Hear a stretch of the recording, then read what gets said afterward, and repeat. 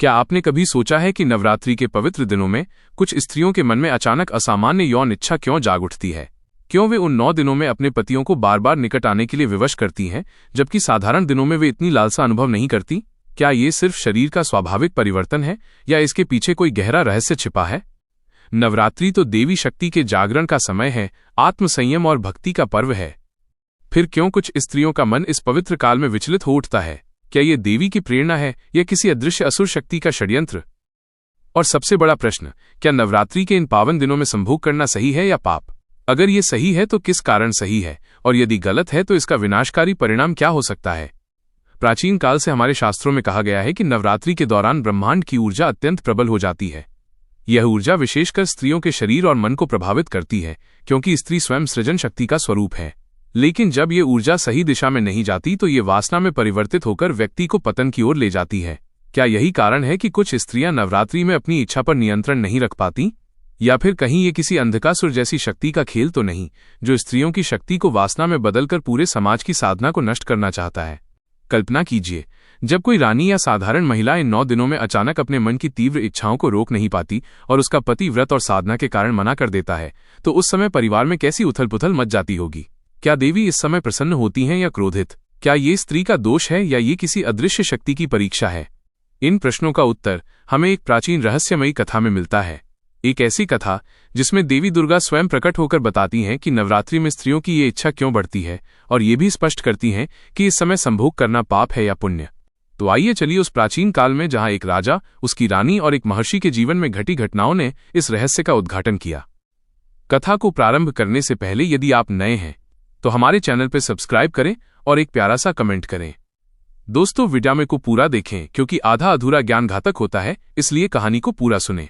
एक प्राचीन कथा। नवरात्रि के 9 दिन शक्ति जागरण और देवी की उपासना के लिए माने जाते हैं। इस समय उपवास, जप, तप और संयम का विशेष महत्व है।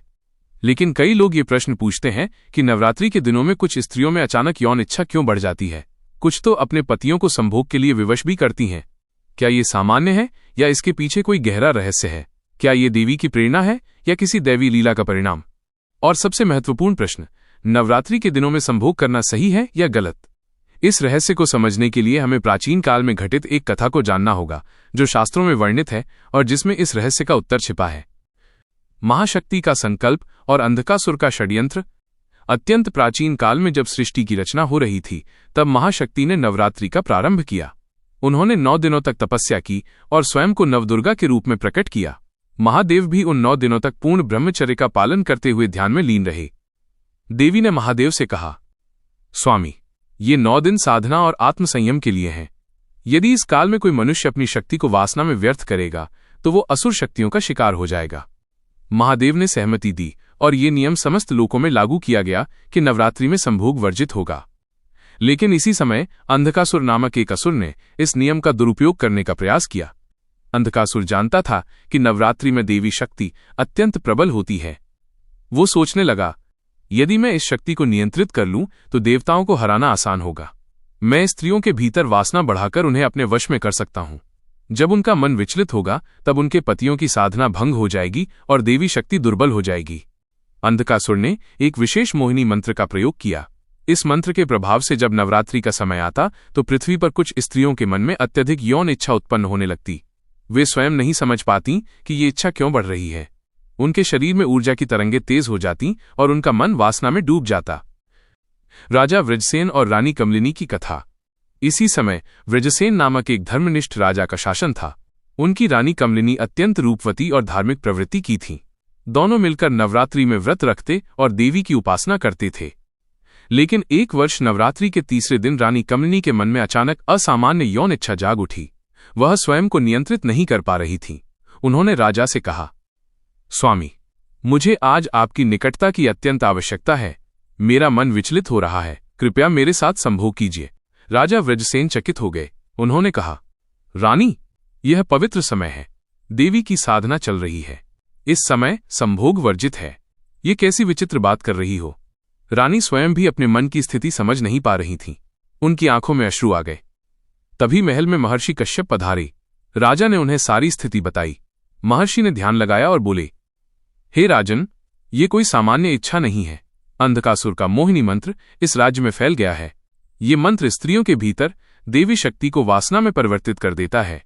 यदि इसका समाधान नहीं किया गया तो ये राज्य विनाश को प्राप्त होगा। रानी भयभीत होकर बोली, गुरुदेव, क्या मेरा दोष है? ये इच्छा इतनी प्रबल क्यों है कि मैं इसे रोक नहीं पा रही? महर्षि ने समझाया। हे रानी, दोष तुम्हारा नहीं है। स्त्री स्वयं सृजन शक्ति का स्वरूप है। नवरात्रि के समय ब्रह्मांडी ऊर्जा उसके भीतर प्रबल होती है। ये ऊर्जा शुद्ध साधना में लगनी चाहिए, लेकिन अंधकासुर इसे वासना में मोड़ रहा है। महर्षि ने राजा को आदेश दिया कि वे देवी के मंदिर में विशेष यज्ञ करें। संपूर्ण राज्य की स्त्रियों को वहां बुलाया गया। महर्षि ने उन्हें मंत्र और ध्यान की विधि सिखाई, जिससे उनकी ऊर्जा नियंत्रित हो सके। अंधकासुर को ये सब सहन नहीं हुआ। नवरात्रि की अष्टमी की रात वो स्वयं प्रकट हुआ और बोला, कोई भी मेरी मोहिनी शक्ति को नहीं रोक सकता। ये स्त्रियां मेरी शक्ति का स्रोत हैं और मैं इन्हें वासना में डुबाकर देवी शक्ति को नष्ट कर दूंगा। तभी आकाश में गर्जना हुई। माता दुर्गा 9 रूपों में प्रकट हुई और अंधकासुर को ललकारा। भयंकर युद्ध हुआ और अंत में देवी ने अंधकासुर का वध कर दिया। देवी का उपदेश और संभोग का नियम।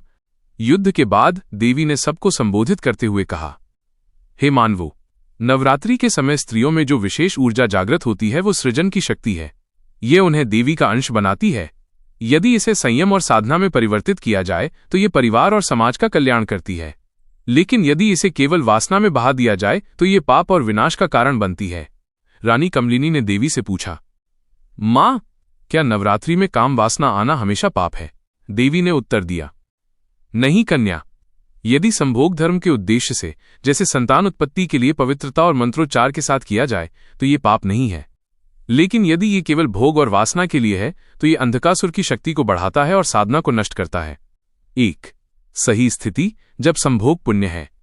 यदि पति पत्नी का मिलन संतान प्राप्ति या धर्म पालन के लिए हो, ये पूर्ण शुद्धि, स्नान, मंत्रोच्चार और देवी की आराधना के साथ हो, ये केवल विशेष तिथियों पर और संयमित भाव से किया जाए। 2. गलत स्थिति जब संभोग पाप है। यदि यह केवल शरीर की वासना और सुख के लिए किया जाए, यदि नवरात्रि के व्रत या साधना के बीच अचानक किया जाए, ये साधक की शक्ति को नष्ट करता है और परिवार पर नकारात्मक प्रभाव डालता है। निष्कर्ष, नवरात्रि के दौरान शरीर की ऊर्जा का प्रवाह बदलता है। विशेषकर स्त्रियों में हार्मोनल परिवर्तन तेज हो जाते हैं, जिससे उनका शरीर प्रजनन ऊर्जा को अधिक ग्रहण करता है। इससे यौन इच्छा बढ़ना स्वाभाविक है, लेकिन ये ऊर्जा ध्यान, योग और साधना से नियंत्रित की जा सकती है। यदि इसे नियंत्रित न किया जाए और केवल शारीरिक भोग में खर्च किया जाए तो शरीर कमजोर और मन अस्थिर हो जाता है। अंधकासुर के वध के बाद राज्य में शांति स्थापित हुई। रानी कमलिनी ने अपनी इच्छा को संयम में परिवर्तित कर देवी की आराधना में लगा दिया। राजा व्रजसेन और रानी कमलिनी दोनों ने मिलकर धर्म का प्रचार किया और लोगों को नवरात्रि के रहस्य बताए। नवरात्रि आत्मसंयम का पर्व है। स्त्री की इच्छा दोष नहीं बल्कि शक्ति का संकेत है, लेकिन इसे पवित्रता में परिवर्तित करना ही सच्ची साधना है। नवरात्रि में संभोग न तो पूर्णतः वर्जित है, न ही पूर्णतः अनुमत। इसका स्वरूप ही तय करता है कि ये पाप है या पुण्य। यदि ये धर्म और सृजन के लिए है तो ये पुण्य है, यदि ये वासना और भोग के लिए है तो ये पाप है। नवरात्रि के दिनों में अपनी ऊर्जा को साधना और भक्ति में लगाएं। यही देवी की सच्ची पूजा है और जीवन में सुख समृद्धि का मार्ग है।